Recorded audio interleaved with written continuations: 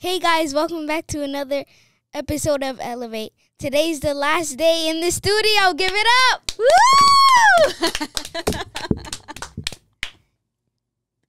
That was really good. Okay. Hey guys, so there's no need for me to introduce this podcast because my lovely son Armani introduced did the intro. Welcome back, guys. My name is Jessica. My name is Darwin. And as he mentioned, this might be the last episode in the studio. yes, We start packing up. more likely than not. Yeah. So yeah, I think that's definitely what's gonna happen because we need to be out of here soon. This upcoming week. Yeah, so what's up, entrepreneur? Today was Darwin's last day at work officially. It was. So It was. give good, it up though. for yourself. You got a lot of love today. I did. That was cute. It's good. I came home with a lot of cards. Yeah, from people Wishful saying they're gonna miss messages. him. Yeah. It shows what a pleasure you were to work with. I was good. Okay, so Well, one thing I told you, I feel like this could be something helpful for everybody that I mentioned to you was that I felt very good leaving and knowing the fact that like I impacted so many people and like so many people enjoyed working with me and told me like, oh my God, you made my life so much easier. And I mentioned it to somebody at work that I was like, you know, I feel good about that because even though I didn't necessarily want to be there, I still work like you did the best that you could. Yeah. Absolutely. I mean, it shows, again, my point that I've made in previous podcasts, the type of great employee that you are. You are a person who, whenever you do something, you put your best foot forward, even if it's something you're not absolutely thrilled to do. That's a fact. So I think that's great. I think that's one of the great attributes. What So meme, fruit fly. That's a fruit fly, right? It was what is going on? I don't know where it came from, but we don't got no fruits in here. All right. Yeah, but it was cool. When I left, when I actually walked out the building, that's when I was like, Ooh. oh, this is real. Ooh. I think everybody was kind of, a lot of the people that are somewhat close to you were all like today, like Yeah. nervous for you. Like, how do you feel? Like, oh my God, you exited the building. What? I kept getting countdowns the whole Yeah. week. You called me like as soon as you left the building, and I'm like, oh my God, so you officially stepped out. How do you feel? But I It's so told you, strange. I don't feel like the transition is going to be that drastic for me because of the fact that like I have so much work to do now with the Yeah. studio that I'm just going to be busy right away. And Yeah. then maybe after that's about, well, probably by that point, it won't even matter. Or Yeah. maybe when I don't get a check no more, I'll be like, You'll- oh, shit, it's real. You'll just have to get used to a new flow, to a Yeah. new cycle of things. And so it's just going to be an adjustment period. I'm Yeah. very excited to see how it's going to go. There's a lot of money to be made, a lot of new expenses. Let's see. Yeah. It's so much. It's definitely a new experience. It's a super leap. Not a little leap, it's a super leap. Yep. But God is with us, We just keep God close and he will guide the way.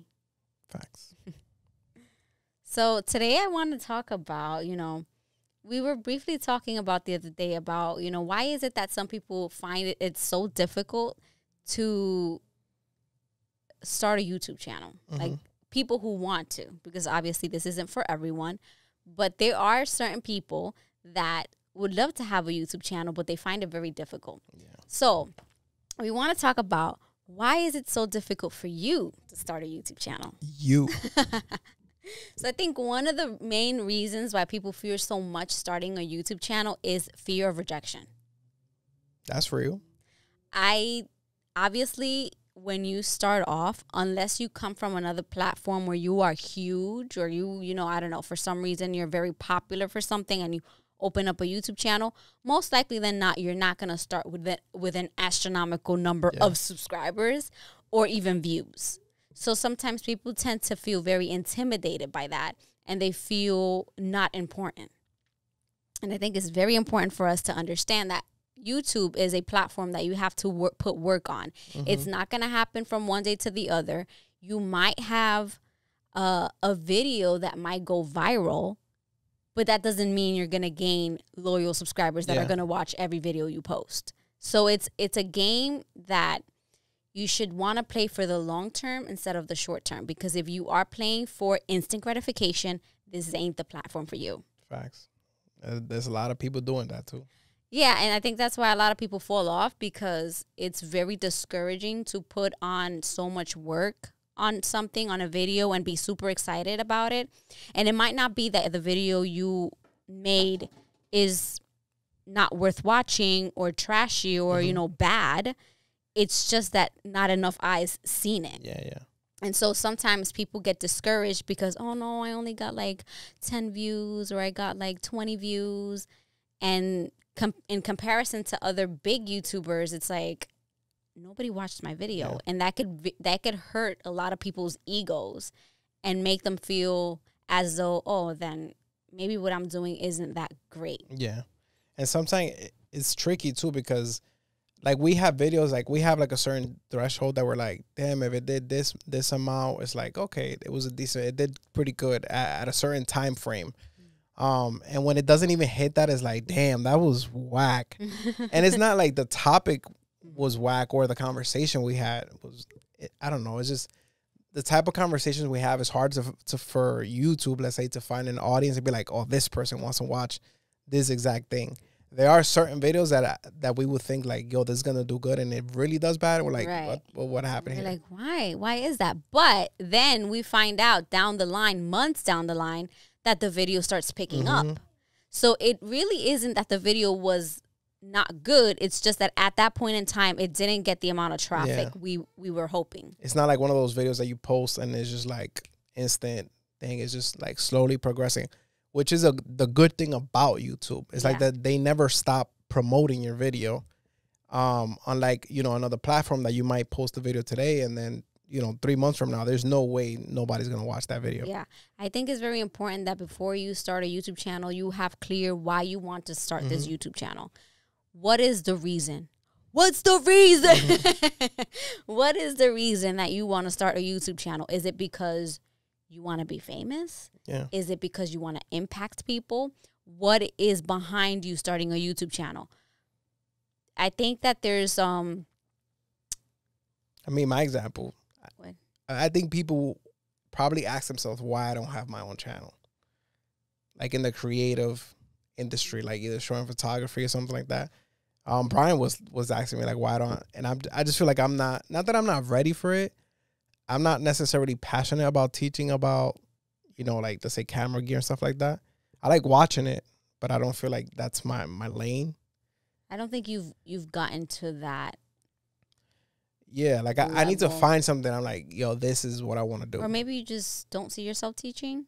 Because teaching is a whole thing in itself. Yeah, I don't know. I think in the long term, I can see you doing it. I just feel you have to build up a little bit of confidence to teach, which is another point. Some people don't start a YouTube channel because they feel they need to be experts at something. And for example, us, we're not experts at anything. We're here sharing our opinions, sharing, you know, some bits and pieces of our lives. And we want to bring joy. We want to bring knowledge. Just need to know what is the reason behind you making this YouTube channel. Because if you don't have a valid enough reason or a reason that pushes you enough, you're going to give up quickly. Because this is not something that happens quickly. This is something that takes time. We have to put effort, you know. And it's a game for the long term, period. And you have to be willing to like see your growth. Like I feel like that's so important because, I mean, we've been doing it for a long time, and we still, there's times that we're like, damn, this sucks. Like we've been grinding it so much, and it's still hasn't, let's say, taken off to the level that we wanted to. But like some people just like, oh yeah, I tried, but I did 2 videos and it's just like, I'm getting no views. Like, yeah, your videos probably suck. Like we were probably gonna look at these videos in the future and be like, damn, that was kind of whack. Like you're always going to learn. Like the point is for every video for you to get better and better and better. You have to be okay with not being great when you start, because nobody starts knowing it all and being absolutely amazing in front of a camera. So you have to be good about watching you grow. And you know, like he said, like I'm sure right now we can look at our YouTube channel from the very first videos that we posted and be like, cringe. Like, what were we thinking? Why we said that? You know, we evolve, you know, and it's okay to change, but we need to be okay with seeing that evolution on camera. And we need to also be ready for people, you know, to criticize that, you know. That's also why I feel like a lot of people fear doing videos, because they're afraid of what their friends and family are going to think of them. They're afraid of what people are going to say, how they look on camera. Oh my God, you know, what is my friend going to think? What is my boyfriend going to think? What is my mom going to think? What is my coworker going to think? Yeah. Whatever it is, you know, that's stopping you. I think it's... Or they also feel like, oh, they kind of want to compare. Like somebody, let's say chapter 30 to your chapter 1. And at the end of the day, if you never created content before, you can hire a whole production team. And it's not going to matter because you yourself are not going to be as natural on camera. So that's really what people's going to notice, like, oh my God, they're not comfortable in front of the camera. You can have the most expensive camera you want. That's still going to show. Yeah, and actually, you know what? Some people that aren't part of this world or don't know, they probably won't notice. Yeah. But we are our worst critics. And when we look at ourselves on our camera, we're immediately going to see what we recorded and what we have in our mind we want it to look like. Oh, yeah. You know, so... I mean, I still struggle with it. Yeah, it's never going to look, especially when you're starting, it's never going to look exactly how you pictured yourself on camera because you're inexperienced. And you need to be okay with being inexperienced so that you can gain that experience and become better and better over time. And as with anything, I think you just need to practice. And with time, it just becomes more and more natural for you.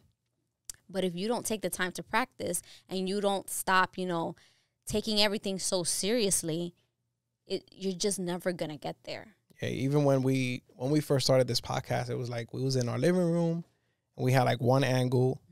And at first it was like, okay, cool. And we were excited about that. I think that's one of the things that makes us keep growing. That we get excited, even if in the future we look back and we're like, oh, that looked awful. Yeah. But in the moment, we're super excited about what we just did. And I think that's key. But every episode, if you notice, I mean, you've seen it behind the scenes. If you could just go back and watch every episode, like every episode you will see me either add something to the set, switch something, add a light, like trying to like experimenting. Like adding, let me keep building on this, like keep learning every single post. And now we're here. And even here, I'm still at most of the times I'm like, oh, like I don't like it. I could tell you something right now. Like if you look right here, there's a reflection of a light that it irks me. Right. But it's just I couldn't handle it because of the ceiling, whatever. But these are just things that you just start learning. And now, like, for the new studio, I'm like, okay, I can't have a TV because it's hard. And now you know what to look for. Now you knew, like, when we were looking at this new studio, you knew you wanted high ceilings. Like, that was a must. And so it's these things that make you experienced and make you better over time. It's also very important for us not to compare ourselves to other creators and to be as authentic as you can possibly be. Yeah. Because you are you. Nobody can be you. And what's special about you is that you're different. Yeah. And people are going to watch you because you're different. When you start acting a little too fake or you're trying to be like someone else, people pick up on those things. And that's why some people don't grow, because they don't seem to find a way to stay authentic to themselves. Yeah. And no matter what you think, you may think you're the most lamest person. You're the most boring person. You're going to find people who relate to you. You're going to find people who are still going to want to watch your content and who are going to be amazed at the fact that they're so similar to you. And like everybody has a lane. For example, like there have times that we have considered like doing pranks because pranks do really good. And we have like, shout out to Shane and Leanna. Like they like are the prank masters. Yeah. So like they're so good at that. So like for us, I mean, she's good at it. I'm horrible. So it's like for me to try to follow that lane, it's Yeah. like it's not natural to No, me. yeah. So it's gonna look forced. You have to learn, like, it's okay to look at creators, you know, in this world, and I guess be inspired by one another. But you have to determine what it is that you're really good at. Like, don't try to force something that doesn't really call you. Yeah. Or, you know, isn't your lane. Like, it's okay to be inspired. And if you try something that you know, some other creator inspired you to do, like, go for it. That's cool. Like, I think that's what creativity is about. We can inspire one another. But at the end of the day, you have to know who you really are and what you're really good at. And just follow that, because that will lead you to success more than you just trying to be like someone else because that someone got success doing that specific thing. So it's just important to, like, get to know yourselves, you know, try little different things and see what works. And we also realized when we started the podcast of like how hard it was to actually like talk and all the filler words we would use, and like we're getting better. We still mess up, but if you was to go back, it was like, I don't even know how to talk. Still to this day, I feel like sometimes that there's certain words I use a lot, like. Yeah. Or like you know, so it's something that now I'm more conscious about, because I hate when I replay it and we're home and I just listen to it and I'm like, why are we saying like the same, like you know, like the same words?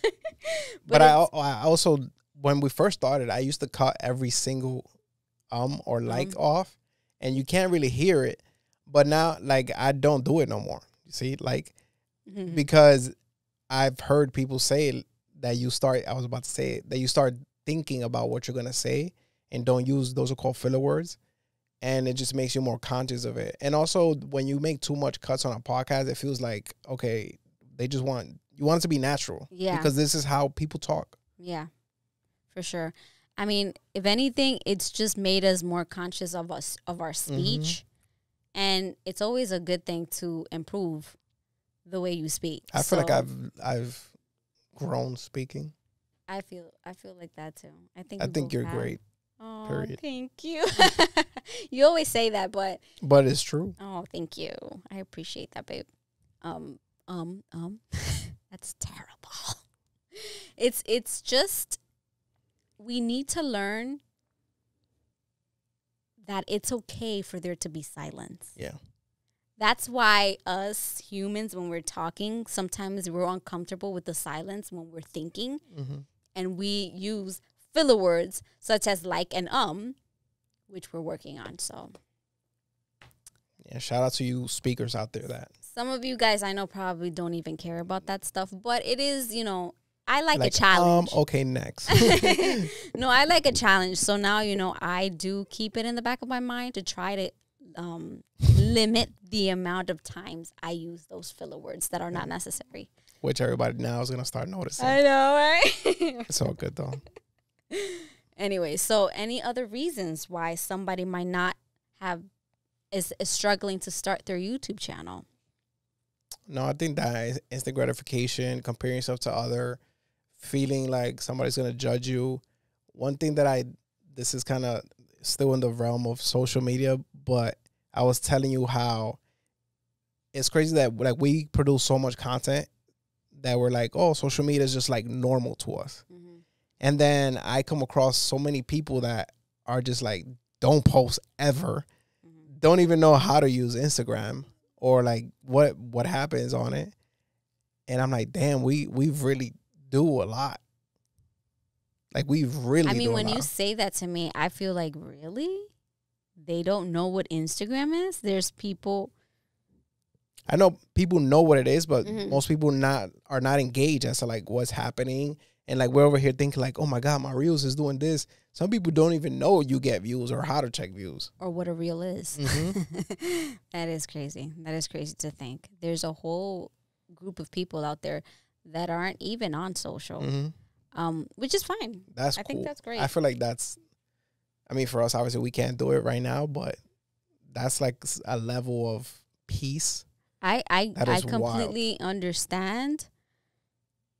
I feel like for us, we just grew into it because our generation, we kind of were the ones who made it because it started with local hookups, Skonex, MySpace. Oh my God, I loved MySpace days. I really did. We're the best because kids now are just starting into like, let's say, TikTok. Us, like, we've seen the evolution of everything of these social platforms, and so for us, it was more like we grew into that. It wasn't really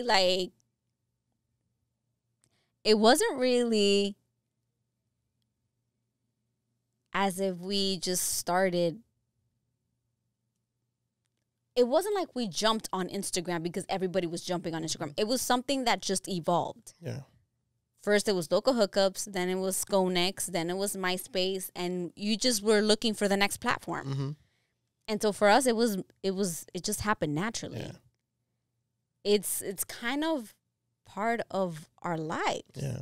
But when we started Instagram, we didn't see it as like, oh my God, we're gonna take this as influencing wasn't even a thing. I mean, definitely it probably was, but not to our knowledge of it. That's when like blogs were super popular. I mean, we could say a lot of things about social and how if we let it, social can rob you of your peace. But personally, I think we have a lot to be thankful for when it comes to social platforms, because social platforms have taught us so much. It has opened the eyes to everybody. And has, for sure, I cannot, sure, there's moments and times where I have even thought of deleting my socials because of how toxic the environment was in there. But not all of them, just certain ones. Right. So I completely understand why some people just rather not. If you really have no purpose or aim as to how you use these social platforms, they can really consume your life in a negative way. Yeah. So it's very important for us to be aware of that. But if you use it for the right things and to connect with people and to learn, I think they can be such a valuable tool. Another reason why I feel some people hesitate to start a YouTube channel or be serious on any social platform is they feel that they don't have the right equipment. They think that recording themselves on an iPhone isn't enough. They need the fancy lights. They need the fancy camera. They want the high quality content, and they think that a phone, them recording on their phone isn't enough. And that is false. It is. Phones are extremely powerful. And the cameras are extremely good at this point.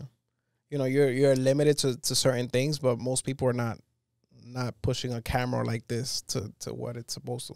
To be completely honest, I think anyone who's procrastinating starting their social media journey or whatever it is that they want to become an influencer, you want to have a YouTube channel, educating people on a certain topic, and you haven't started because you don't have the appropriate camera, you're procrastinating for the wrong reason. You need to start. You need to get started. You need to be focused more on what you're creating than what you're recording on. Because the guys from Earn Your Leisure that I mention all the time, they started their show with 2 iPhones. And they now have over 1 million followers. Yeah, because they provide knowledge, information. It didn't matter. Whoever was watching them wasn't thinking, oh my God, I wonder if they were recording on an iPhone or a fancy camera. They were not. They were just listening to what they had to say and what they were learning from them. So it's important for you to just get started, get comfortable with being in front of the camera.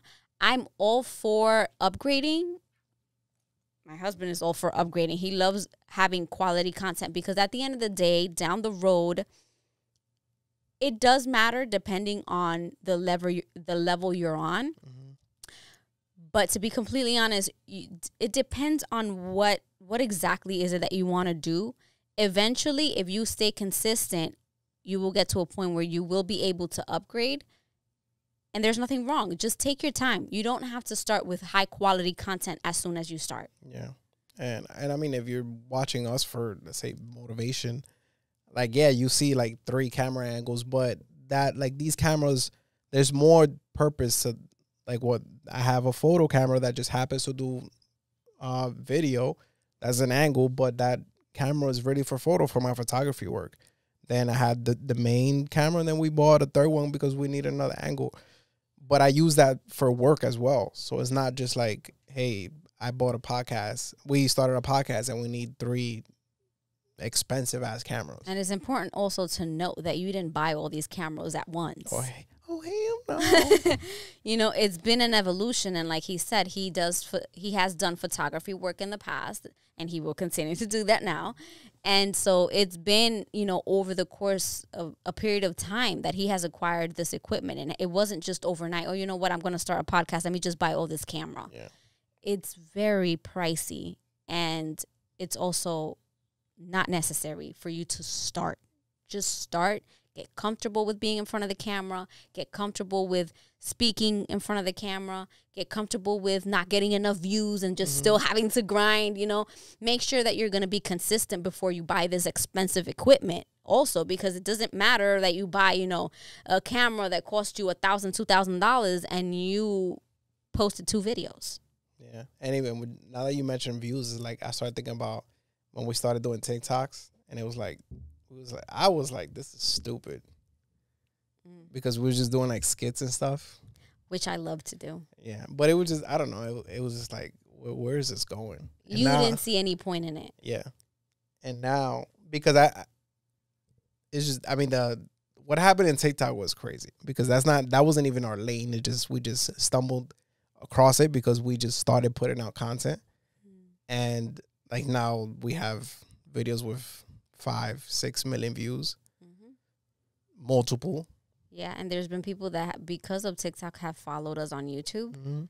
And, you know, that's just the way it works. You need to do things because you're passionate about it. You need to do things that fire you up and make you happy. You need to do stuff that you know you can keep up with. Because if you cannot keep up with it because it doesn't fire you up enough or make you happy, you're not going to stay consistent. And consistency is the key to success.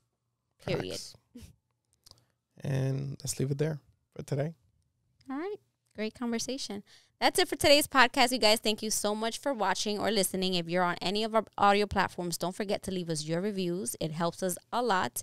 If you're here on YouTube, don't forget to leave us your comments down below. Leave us your suggestions on any topics you would like for us to touch. Don't forget to hit the subscribe button if you haven't already done so. Hit the bell so you can be notified every time we post a video. And until next time. Peace.